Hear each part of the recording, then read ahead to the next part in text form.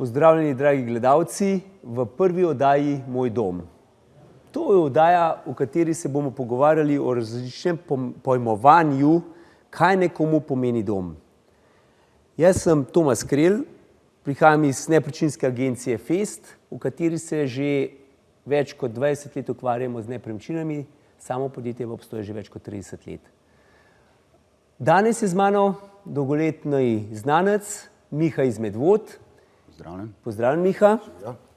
In se bova malo pogovarjala glede problematike oziroma želja, katere imaš ti, se tikava midva, glede tvoje nepremičnine.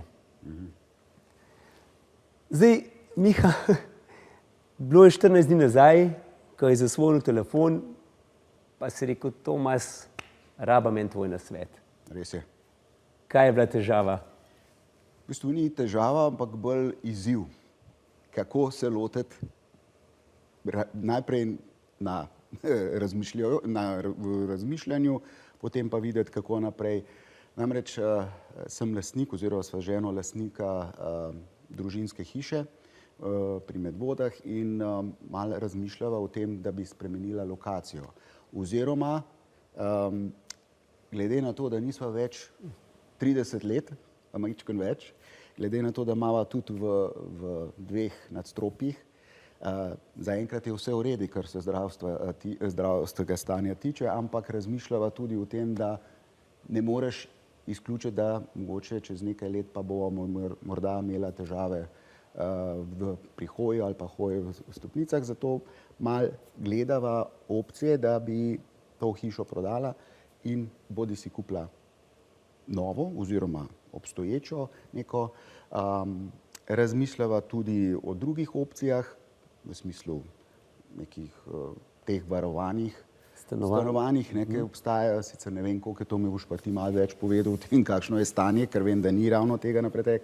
Skratka, malo sem ravno s tem namenom sem želel slišati tvoje mnenje, kako bi se zadeve sploh lotil, da ne bi prvič izgubil preveč časa in drugič skušal zadevo to zapeljati na finančno sprejemljiv način. Evo, to je zdaj izhodišče. To je želja oziroma problematika veliko parov oziroma tudi samskih, starejših v Sloveniji je, ki se soočajo s tem problemom. Se pravi, v Sloveniji imamo ogromno teh hiš zidanih, tam kje v 70-ih, 80-ih letih, velikih hiš, dvostanovanjskih in ki postajajo vedno bolj neizkoriščena. Mladi večinoma hočejo čim bolj v center mesta, kjer imajo vse na dosegu, zdaj je pa res težava teh hiš.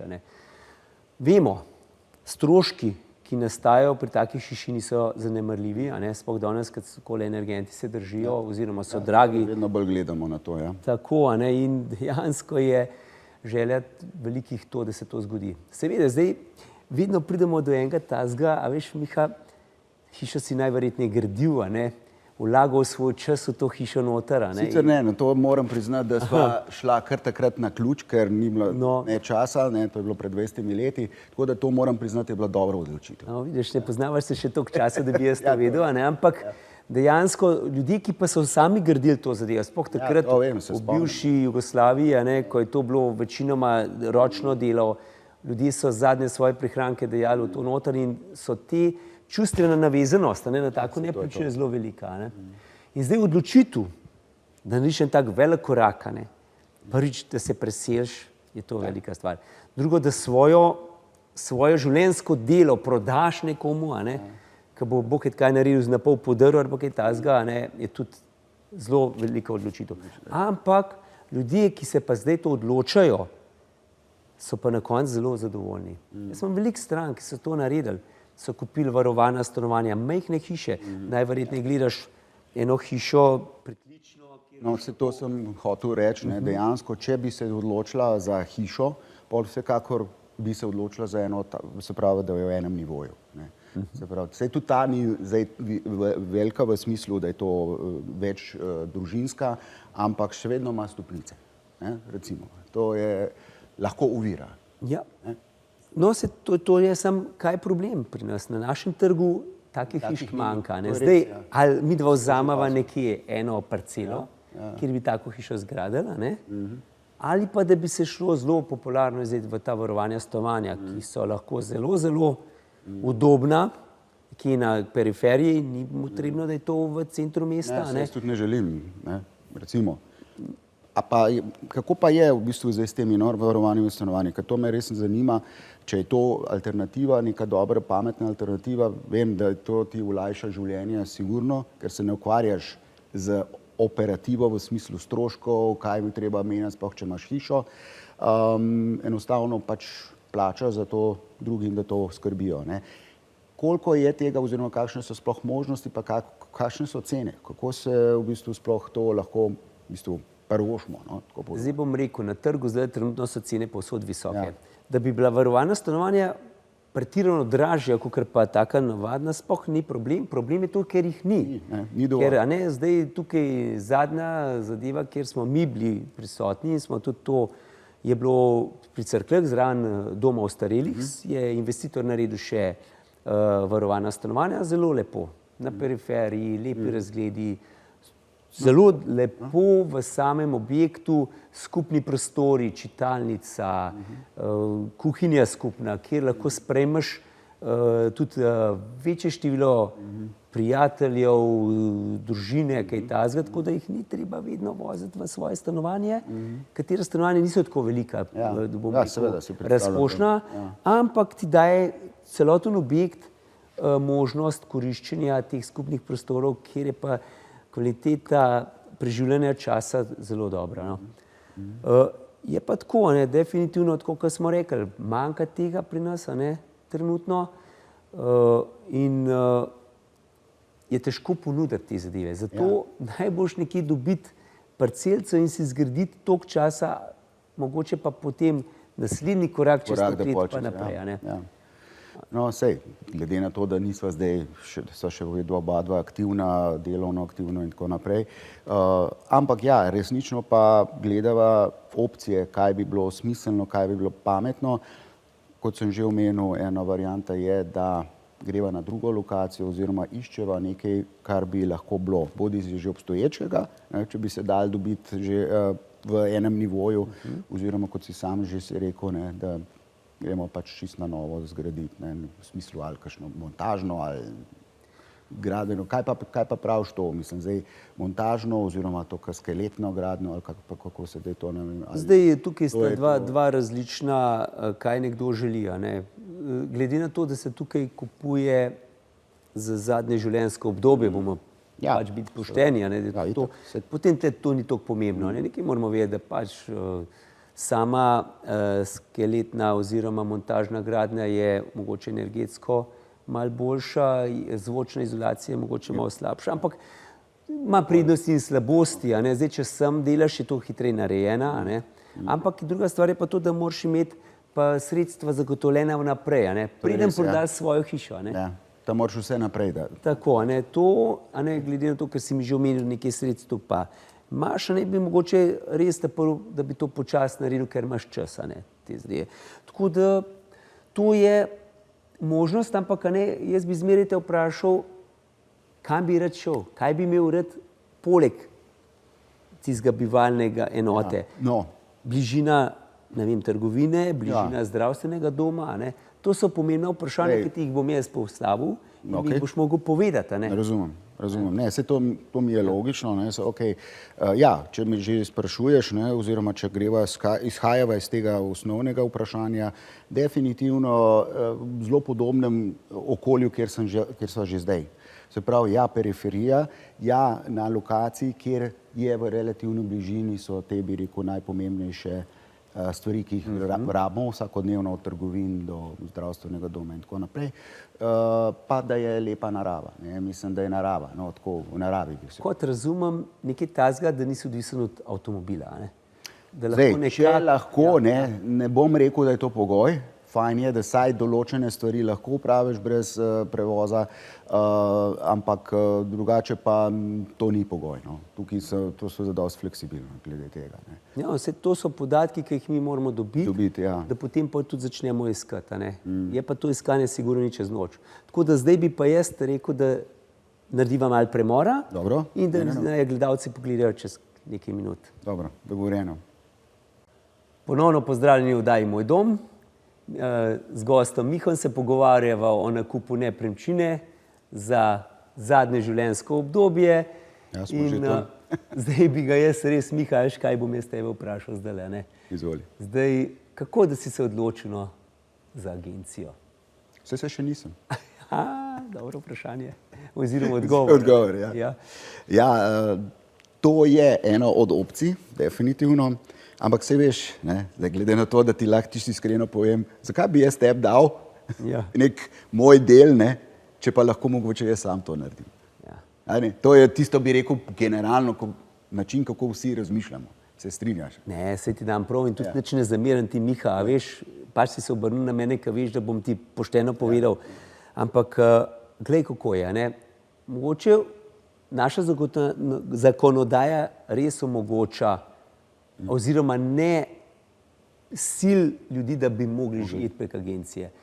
Definitivno lahko vsak sam proda. In največkrat ljudje tudi kupijo sami oziroma prodajo, ampak to je takrat, ko je res zadeva enostavna. Zdaj, prvo, kar je, prej so se že pogovarjala, da iščeš nepremičnino, ki jih na trgu ni. Ja. Se pravi, če imaš čas vsak dan poslušati, gledati te zadeve, boš najdel to ako nepremičnino, ki jo iščeš. Drugo je, da takšna nepremičnina, ki jih nam pride, imamo mi že v čakalni vrsti kar nekaj ljudi, ki iščejo tako, kot boš ti zdaj tiskal, in če bomo jaz tebe napisal v moji adremi noter, da to iščeš, bom jaz rekel, Miha, živijo, imam zate nepremičnino. To se pravi, bo mogoče več možnosti, da jo dobiš. Zdaj, ampak to so stvari, ki niso tako pomembne, kakor pa najbolj pomembna je varnost. Ko ti kupuješ, da varno kupaš. To pomeni, da je sami stroški res pri nepremičnini kot kupec jih nimaš velika. Ampak rečemo, kot da se prodajalec odloča za prodati nepremičnino prek agencije, pomeni, da ima poleg davka, vseh davkov, no, mogoče nima samo davek na promet, ima lahko še davek od dobička in te zadeve, ima potem še strošek agencije. Vprosti, ja te lahko samo vprašam, ker si omenil si davek na dobiček. Na podlagi česa? Zakaj bi bil še davek na dobiček? Kot dejavnost, da se ukvarja? Ne, to je dohodnina, to je davek na razliko. To se pravi, če si ti nepremičnino kupil pred 10 leti in v njej nisi živel, do 15 let, če jo prodaš, ti naš FURS pogleda še razliko, za koliko si kupil in za koliko si prodal. Nekaj imaš olajšave, ki so napisane, ampak od razlike plačaš davek od 25 do 15%. Ampak to si rekel, če je nenaseljeno. Če je nenaseljeno, no. Tukaj je pa olajšava, če si pa ti 3 leta stalno prijavljen na tem naslovu in bivaš, ter ne daješ v najem, potem pa po 3 letih že ni tega davka na No, to mi ni bilo zdaj jasno. Hvala, ko si mi to povedal. Nisem to, no evo, to je že ena zadeva, kateri se ne zaveš. To se pravi, prideš prodati, prodaš nepremičnino, v kateri si eno leto bil nekje drugje vmes, ni bilo, zadnjih 3 leta nisi stanoval, na koncu, ker so se cene dvignile v zadnjem času, kar za eno tako konkretno številko, procent, bo kar nekako FURS obračunal ti davek na dobiček. Se pravi, da si to kupil 7 let nazaj, zdaj si se odločil prodati, boš na primer plačal 20% od razlike. Ker so se cene dvignile za hiše 70% v zadnjih letih, to pomeni, če si je naredil za 200, si je za 140 več prodal, 20% boš kar enkrat 28,000 € davka plačal. To je točno to, kar agencija opozori. Pove tudi, kako se lahko ta davek znižuje in vse te zadeve. Potem sama ti kot kupec, naprimer, mogoče si vešč pravnega pregleda te nepremičnine, mogoče nisi. kje se tukaj je možnost, da nekaj gre narobe. Sej v 90% rečemo, ali pa v 99% je bo vse gladko šlo. Kaj, če si tisti procent ti, da se tebi to zgodi? Zalomi, Seveda, dajmo Miha tako reči, tudi vse agencije niso idealne. Tudi določene agencije, tako kot si mi že prej rekel, pride, me prijeb ga, kasira. Tako. No, zato sem te malo sprovociral, ravno zaradi tega, ker smo imeli že take primere, poznam, kako so pač vse prej kot dobra izkušnja, zaradi tega. Pač bilo je to odziv v smislu, daš nekomu profesionalcu, da ti to izpelje tako, kot je treba, pričakuješ, na koncu pa potegneš ti kratko. Zaradi tega sem ti to... Zdaj, kaj bi jaz svetoval? Zdaj lahko, da se ne odločaš za mene. Pa se odločil, ker imaš mogoče iz Slovenije tako mehne ramaznanco, pa posebej tudi kar nekaj za drugega. Ampak jaz bi priporočal agencije, ki so malo bolj rangirane, so vključene tudi v članstvo pri gospodarski zbornici. To sem te hotel zdaj vprašati, kako lahko jaz kot amater na tem področju, ker nimam ravno kaj dosti veze v nepremičninskem trgu, kako me boš ti prepričal, recimo, lahko s tem, da rečeš, ok, jaz sem pa zdaj ta prav zate, v smislu, imaš zanesljivega partnerja? Tukaj agencije, tako kot sem že omenil, so člani pri gospodarski zbornici. Lahko so podpisnice kodeksa dobrih poslovnih običajev. Ni pa nujno. Ni pa nujno. To je že prvo, dajmo kljukcijo narediti, podpisnica kodeksa je. Ampak to še vedno nadaje ene varnosti. No, potem je pa gospodarska zbornica, to je Združenje za poslovanje z nepremičninami, so izdali certifikat za najboljše agencije, lahko pridobijo, zaprosijo za certifikat zaupanja vredna nepremičninska agencija. Ta certifikat se obnavlja letno in da ga pridobiš, takšen certifikat, moraš izpolnjevati kar nekaj pogojev. Ne smeš biti kaznovan, ne smeš biti ogromno, izobraževati se moraš, to se pravi, da si seznanjen z vso zakonodajo. Kar nekaj pogojev je, da ta certifikat pridobiš. Teh agencij pa ni več veliko. In to je objavljeno na spletnih straneh Zbornice za poslovanje z nepremičninami. In se lahko vidi, katere agencije so. Priporočam takšne agencije. Recimo to, kar si mi zdaj omenil, to je recimo zame čisto neka nova informacija in to meni že nekako lahko rečem, ja, to pa je mogoče stvar, ki bi bilo smiselno razmisliti, da imaš pol res se ne ukvarjaš z umazanimi podrobnosti oziroma to prepustiš profesionalcu, ki ti to zadevo zapelje. Tako da ja, to, se pravi, meni je v vsakem primeru z argumenti, če boš ti meni povedal argumente, prave argumente, jaz verjamem, da se bom verjetno na koncu odločil za tebe, kljub temu, da bom pač en del denarja moral nameniti temu, pa ne, da me razumeš, ne zato, da ne bi hotel tebi dati, ampak enostavno pač toliko manj bomo imeli na voljo za druge stvari. Je pa res, da po drugi strani pa ti lahko to marsikaj prispara v smislu ne samo denarja, če gre kaj narobe, ampak predvsem živcev in zdravja. Po moje, tako.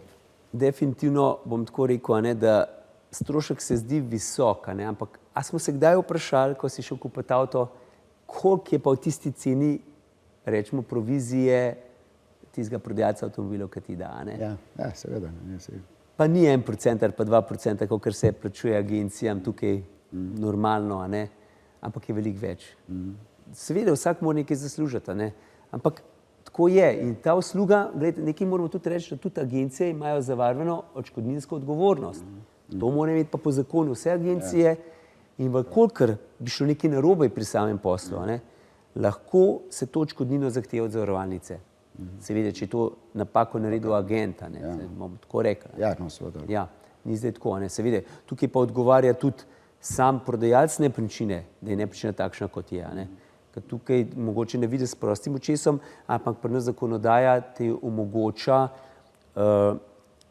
da se reklamirajo skrite napake, tudi po tem, ko je posel že speljan. Tako da tukaj je veliko varovalk, na katere pa opozarja vedno agent oziroma agencija. To pa ima smisel, zagotovo. Ker velikokrat se je že tako naredilo, da smo pač uveljavljali skrite napake in smo potem tudi mi, iz lastnih izkušenj govorim, stali ob strani kupcu oziroma novemu lastniku nepremičnine, da smo nekako skomunicirali s prodajalcem, da je bila to skrita napaka oziroma smo pomagali tudi s pravnimi nasveti, kako to speljati pa te zadeve.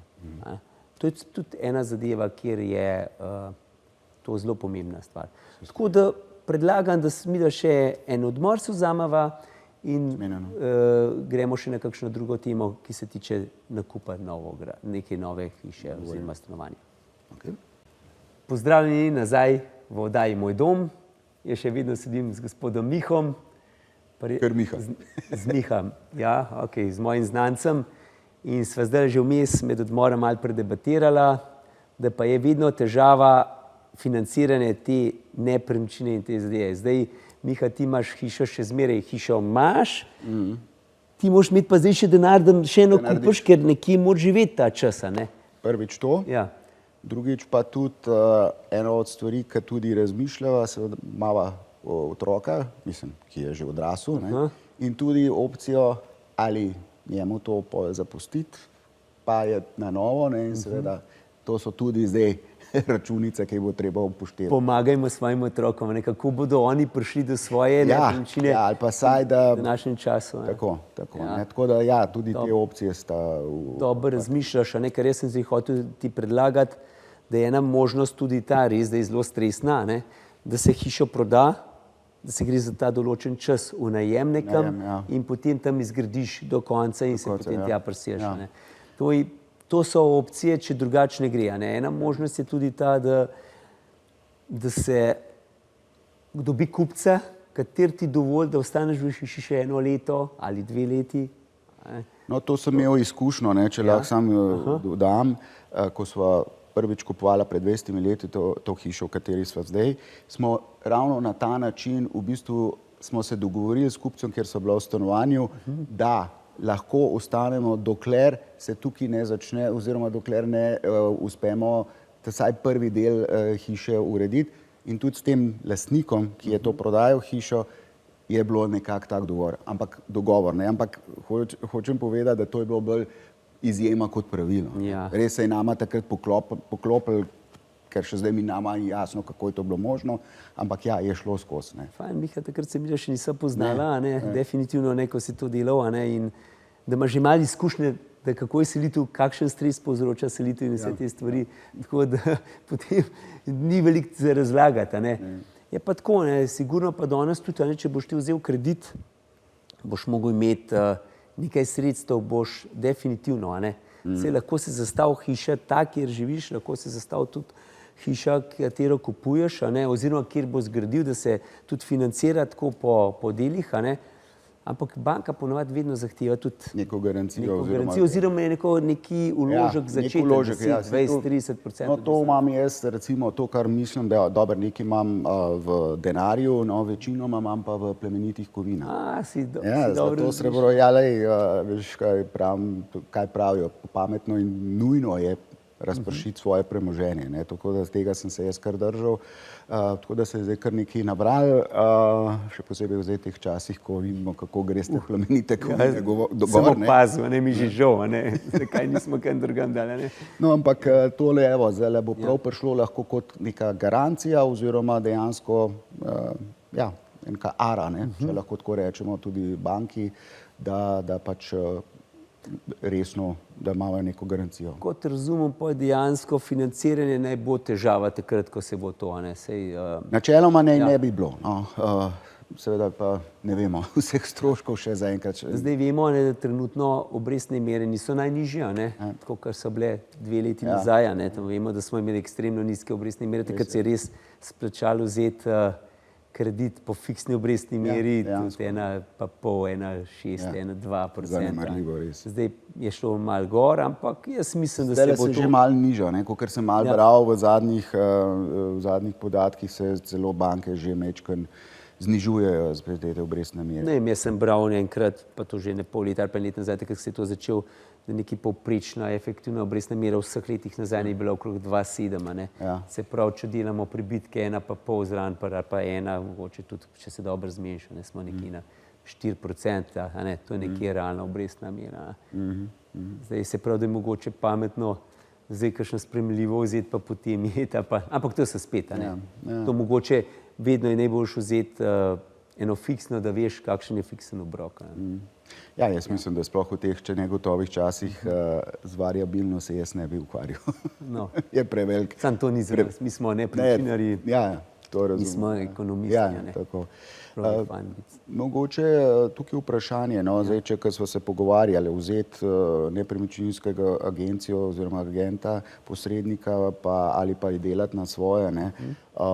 Ja, se strinjam to, kar si prej že govoril, lahko ti ogromno prihrani, tako na času kot na konec koncev varnosti in da ne govorimo o živcih. Ampak zdaj mi lahko malo poveš, koliko je pa recimo vaš strošek v takih primerih, da recimo, tako kot je moj primer, koliko bi ti recimo meni zaračunal? Zdaj, tako bom rekel, ne, zakonodajalec, dajmo kar pogledati, kaj nam govori zakonodaja.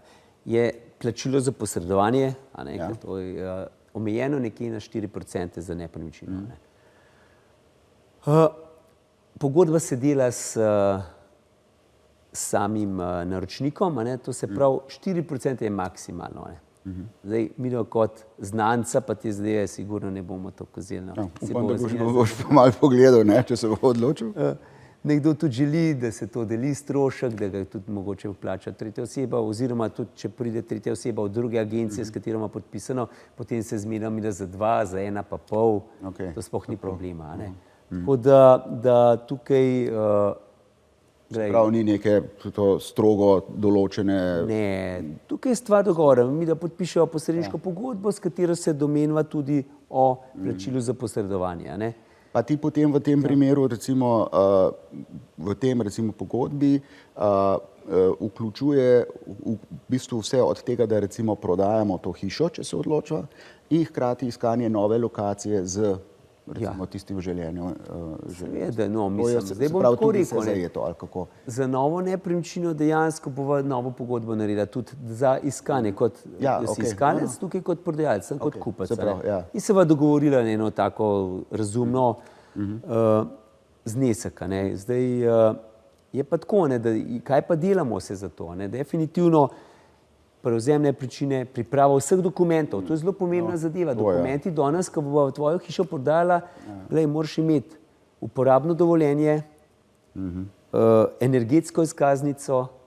Kako pa je s tem energetsko izkaznico? Vem, da je to bilo, mislim, jaz takrat nisem bil. Ja, energetska, danes je to že zakonsko, da če že hočemo oglaševati nepremičnino, mora nepremičnina imeti energetsko izkaznico. Prav moraš to pridobiti, če jo nimaš. Tako, ti jo moraš naročiti kot lastnik. Energetska izkaznica ti pokaže, kakšna je poraba energije v tej stavbi, kar je zelo dobro danes, ker se to. Tako da to je cel en kup dokumentov, kateri treba pripraviti, zato da se ta nepremičnina lahko prodaja. In to je vse vključeno. Potem so ogledi, potem tudi na koncu primo prodajati nepremičnine. Sprememba vseh naročnikov, to je vse vključeno lahko v to noter. Dejansko, da si ti kot prodajalec ne misliš nič, samo rečeš, to bojo za mene drugi naredili, jaz bom samo vzel kovčke, pospravil, pa šel v drugo nepremičnino enkrat. Tako da jaz mislim, da je tukaj agencija lahko veliko pomaga, če je prava agencija.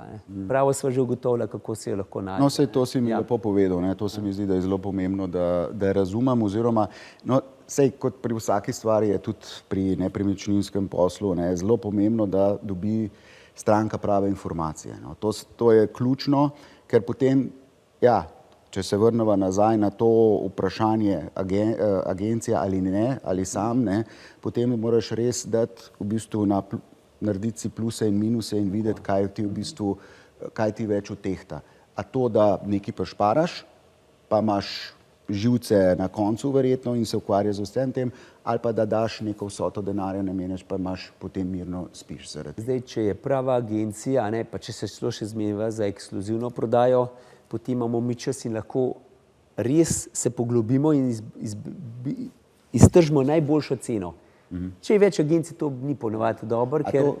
Prosti, ko si rekel ekskluzivno, to pomeni, da samo vi Samo mi prodajamo. Imamo roko, mi smo skrbniki te nepremičnine in potem mi vse uredimo.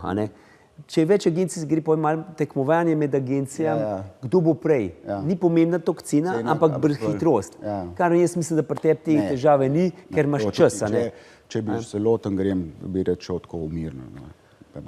A sem te prepričal, Marko? Veš kaj, nisi me čist. Miha, vprosti. Nisi mi še čist, ampak si pa na dobri poti. Tako da bom ti dal roko in če se odločim, vsekakor boš ti. Boš ti tisti. Glej, jaz bom se potrudil, a ne? In upam, da bova res in da ti bom tudi najdel, če bo želel eno res primerno nepremičnino. Super. Tako da jaz mislim, da se nama čas izteka. Hvala vsem gledalcem, ker ste nas poslušali. Se vidimo v naslednji oddaji. Hvala lepa. Svidenje.